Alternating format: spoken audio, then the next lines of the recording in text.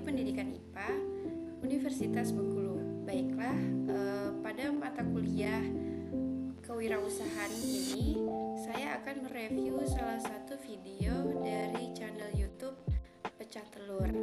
Nah, channel YouTube Pecah Telur ini memposting video-video menginspirasi tentang bagaimana cara memulai berusaha, memulai membangun sebuah usaha.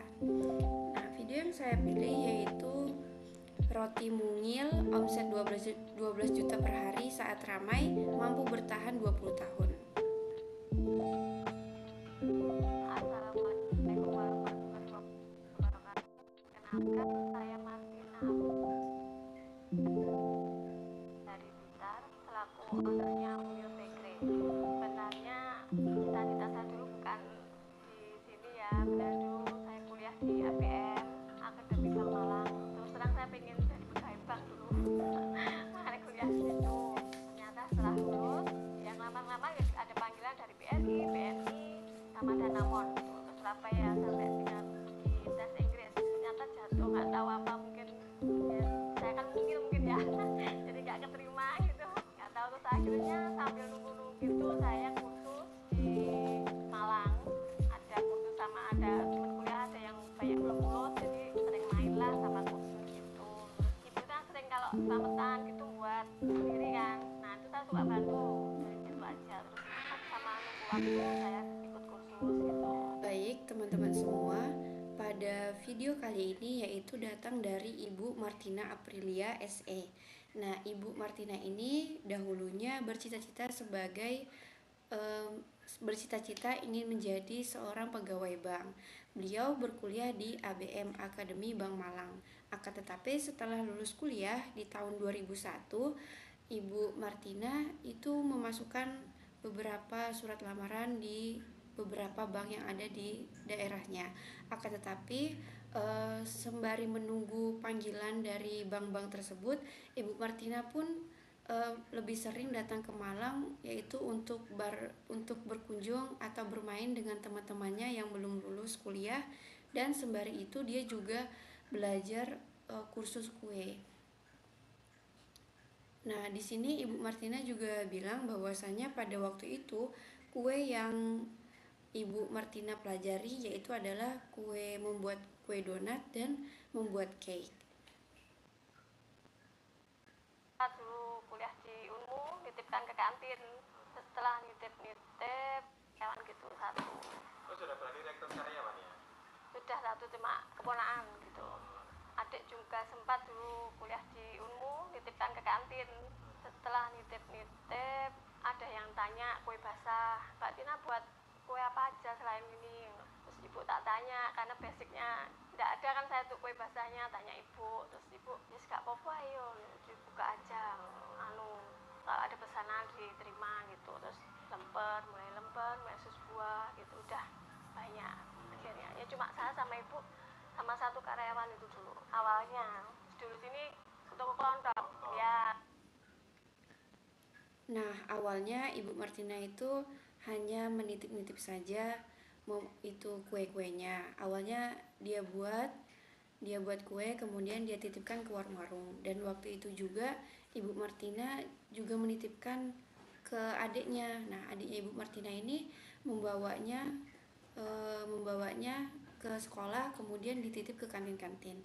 Nah, jadi setiap ada pesanan Ibu Martina buat kuenya.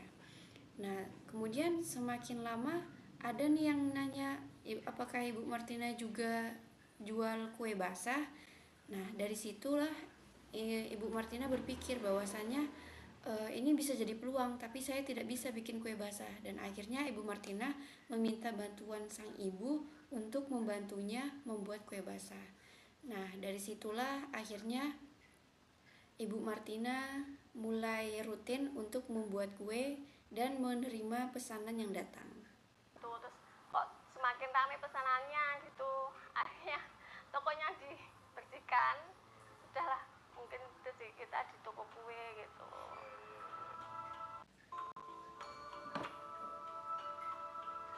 Namanya kok Mungil toko kue Mungil? Gang sini kan sebelah sini kan ada gang kecil, itu sudah terkenal namanya Gang Mungil. Sudah nggak usah Mumil Bakery gitu.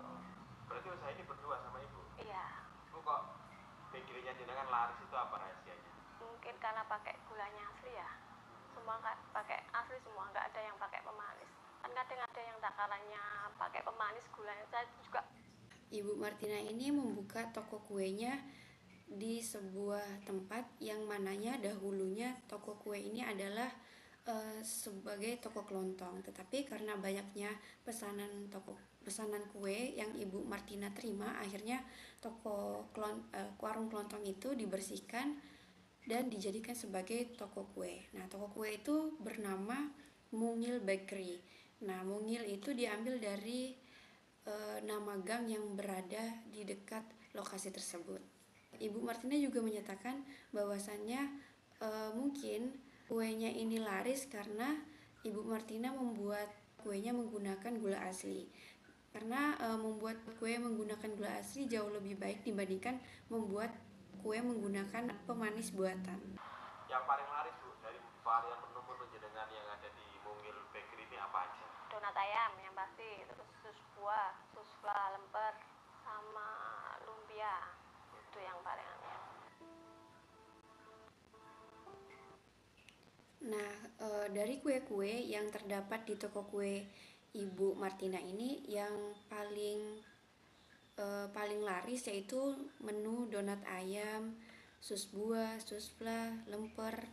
Nah, seperti itu kue-kue yang paling banyak diminati oleh pembeli. Oke Bu, pendapatan toko kue, nah itu berapa Bu jenengan? Rata-rata tiap hari dapat omset 4 juta. 4 juta. Ya, Yang paling rame momen apa Bu? perpisahan sekolah. Purnawiyata gitu.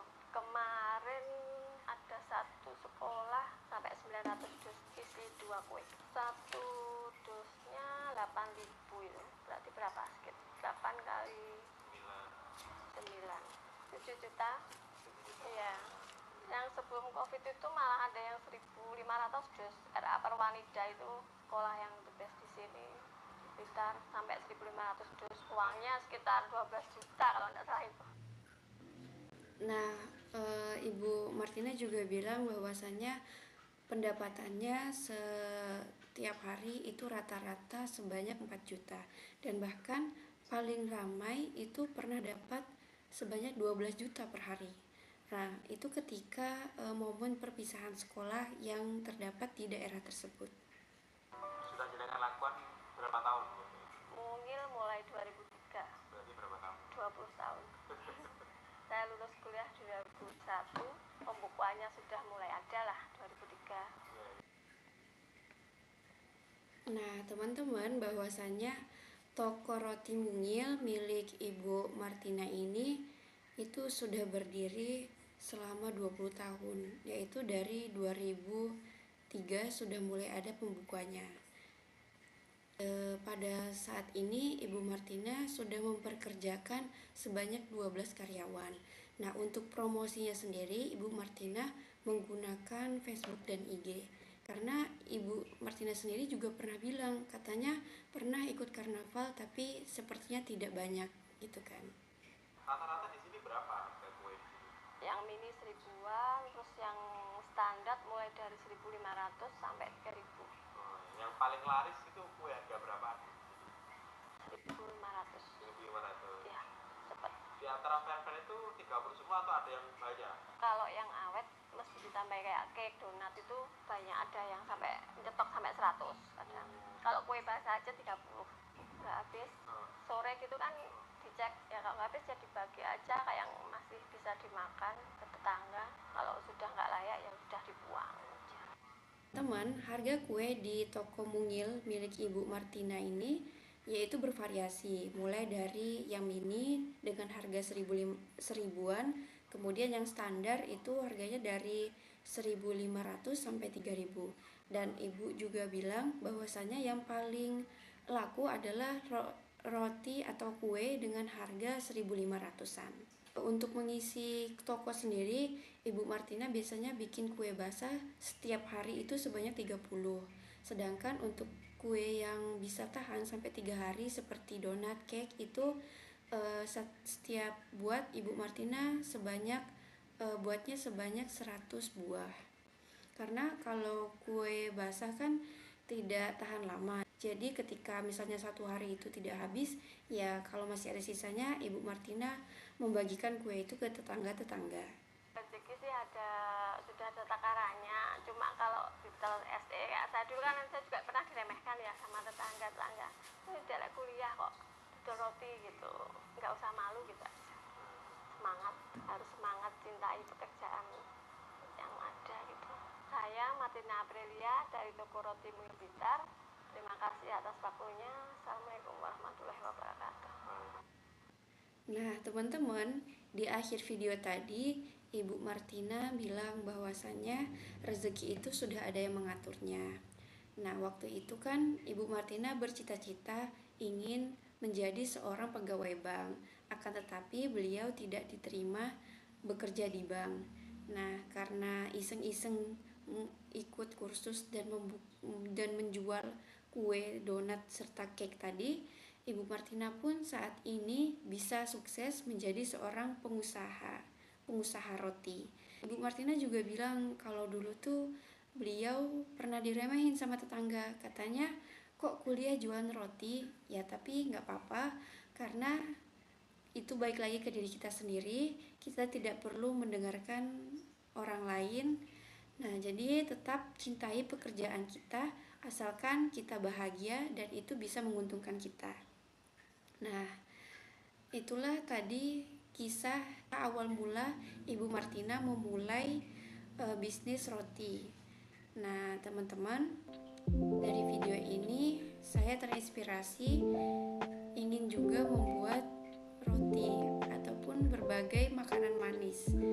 Karena saya suka makan yang manis-manis, tetapi karena waktu itu lagi banyak berita tentang maraknya anak-anak yang cuci darah di berbagai rumah sakit, saya mulai mengurangi makan manis. Nah, mungkin nantinya jika saya bisa membuka toko roti atau membuat usaha makanan kue-kuean, itu mungkin bisa ada inovasi yang bisa saya lakukan untuk mengurangi penggunaan gula supaya kita bisa tetap makan manis dan kita pun juga tetap sehat. Mungkin itu saja dari saya. Semoga untuk teman-teman yang ingin memulai berbisnis roti seperti Ibu Martina, semoga dimudahkan dan semoga sukses. Terus semangat dan bisa ikuti langkah-langkah dari Ibu Martina. Itu saja dari saya. Terima kasih. Wassalamualaikum warahmatullahi wabarakatuh.